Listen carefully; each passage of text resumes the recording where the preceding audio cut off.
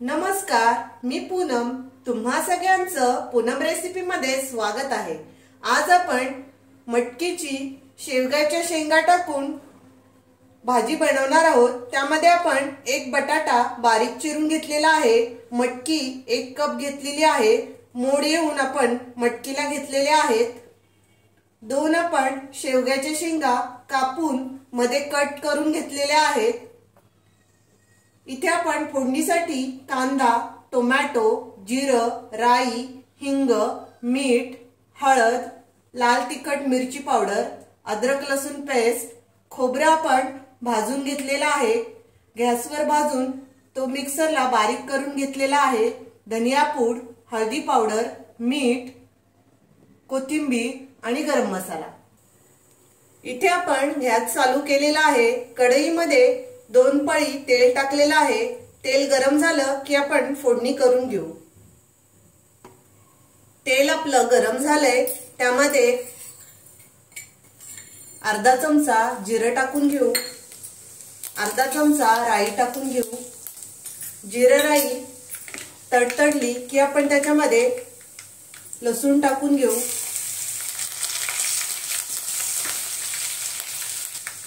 लसूण इथे आपण 2 मिनिटं परतून घेऊया. इथे आपण एक मोठा कांदा बारीक चिरून घेतलेला आहे, तो टाकून घेऊ.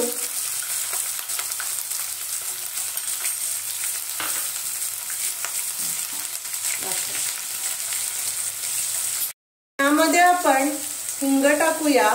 साधारण पाव चमचा हिंग टाकून घेतलेला आहे आणि अद्रक लसूणची पेस्ट अर्धा चमचा टाकून घेऊ.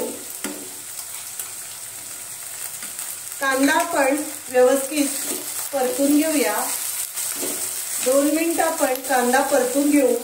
त्यामध्येच आपण चवीनुसार मीठ टाकूया, म्हणजे कांदा आपला लवकर परतला जाईल. आपण 1 चमचा मीठ टाकलेला आहे. इथे आपण कांदा 2 मिनिटं चांगला परतलेला आहे. त्यामध्येच आपण 1 टोमॅटो टाकून घेऊ.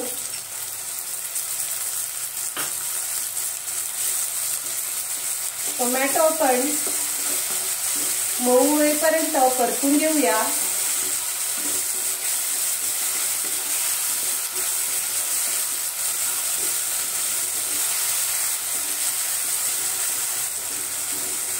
टोमॅटो इथे मऊ झालेला आहे. त्यामध्ये आपण आता मसाले टाकून घेऊ. इथे आपण हळदी पावडर पाव चमचा, लाल मिरची पावडर तुम्हाला किती तिखट हवंय तसं तुम्ही टाका. मी इथे 1.5 चमचा लाल मिरची पावडर टाकलेली आहे. धनिया पावडर आपण 1 चमचा टाकून घेऊ आणि सर्व मसाले आपण परतून घेऊया.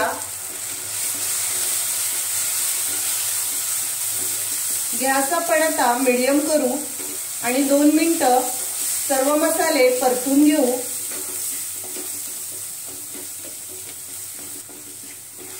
इथे आपण 2 मिनिटं मसाले चांगले परतून घेतलेले आहेत.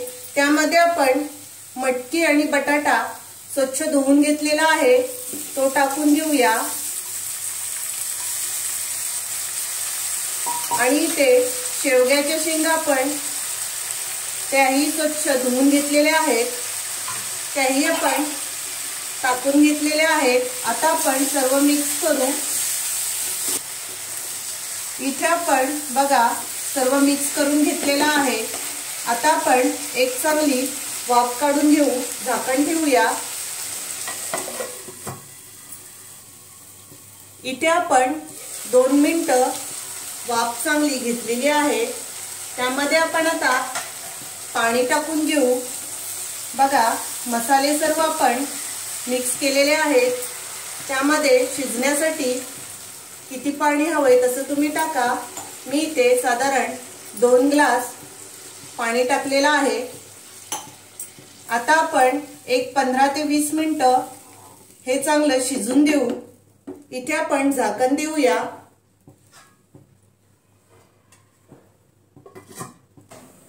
इथे आपली मटकीची भाजी तयार होते तोपर्यंत आपण राईस बनवून घेऊया। एक कुकर मध्ये आपण 1 वाटी तांदूळ घेतलेला आहे, तर आपण हा भात कुकरला तयार करून घेऊ।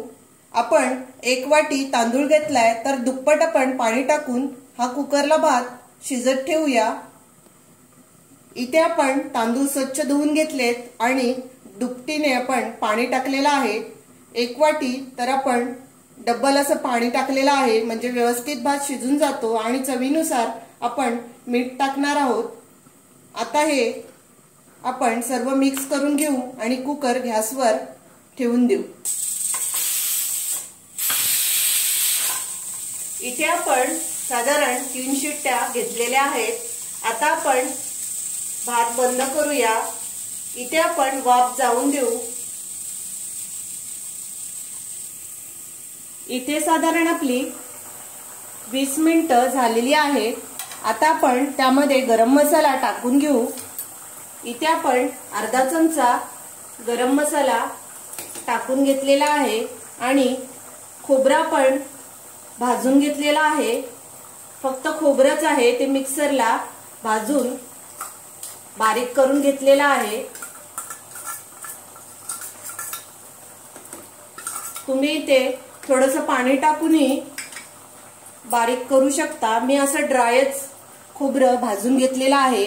इथे आपण सर्व मिक्स करून घेऊ आणि कोथिंबीर वरून टाकून घेऊया। कोथिंबीर स्वच्छ धुवून कापून घेतलेली आहे।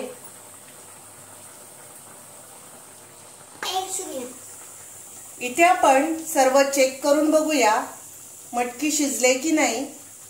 तर व्यवस्थित मटकी शिजलेली आहे आणि आपला बटाटाही व्यवस्थित शिजून तयार झालेला आहे।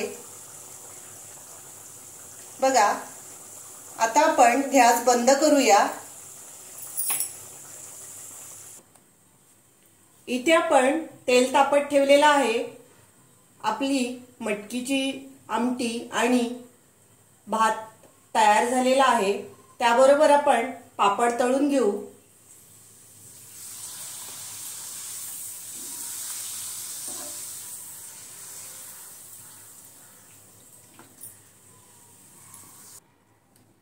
इथे आपण पापड तळून घेतलेले आहेत। आता आपण प्लेटमध्ये सर्व काढून घेऊ। इथे आपली बघा थाली तयार झालेली आहे। तुम्ही राईस आणि शेवगाची शेंग टाकून मटकीची आमटी बनवलेली आहे। बघा, गरमागरम खायला खूप छान लागते। त्याबरोबरही पापड। आपण असा मेनू रात्रीच्या जेवणामध्ये करू शकतो। तुम्ही ही माझी रेसिपी नक्की बनवा। माझा व्हिडिओ तुम्हाला आवडला असेल तर लाईक करा, शेअर करा आणि माझ्या चॅनलला सबस्क्राइब करा। थँक्यू। आज बनवूया मटकीची आमटी शेवग्याची शेंग टाकून। छान तयार होते, त्यासोबत भात आणि पापड।